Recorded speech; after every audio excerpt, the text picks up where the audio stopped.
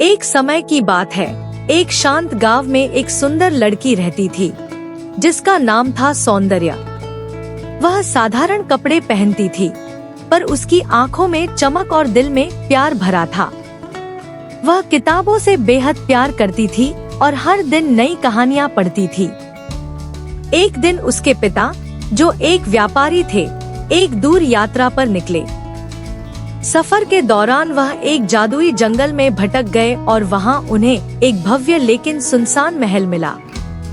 थके हुए पिता उस महल में गए और देखा कि टेबल पर स्वादिष्ट खाना रखा है, लेकिन वहां कोई नजर नहीं आ रहा। भूख और थकान से मजबूर होकर उन्होंने खाना खा लिया और एक रात वहीं सो गए।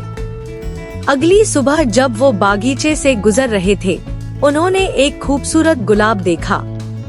उन्होंने वह गुलाब तोड़ लिया और तभी सामने आया राक्षस।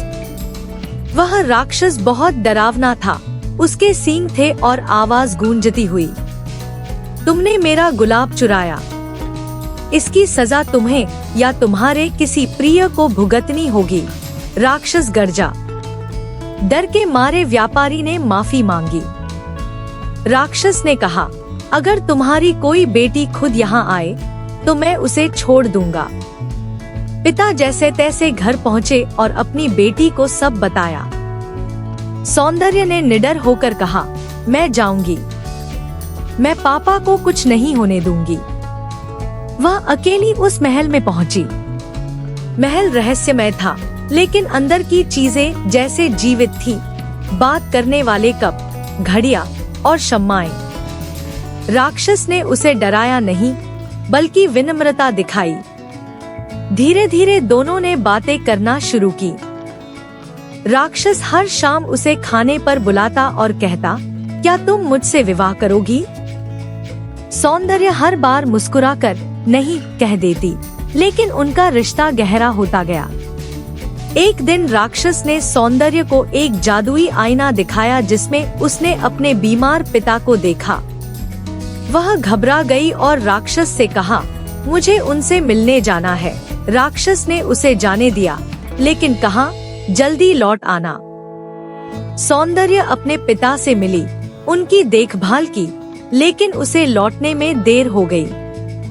जब वह महल पहुंची, तो राक्षस बाग में गिरा पड़ा था, कमजोर और दुखी। उसने रोते हुए कहा, मैं तुम्हें खो नहीं सकती, मैं तुमसे प्यार करती हूँ।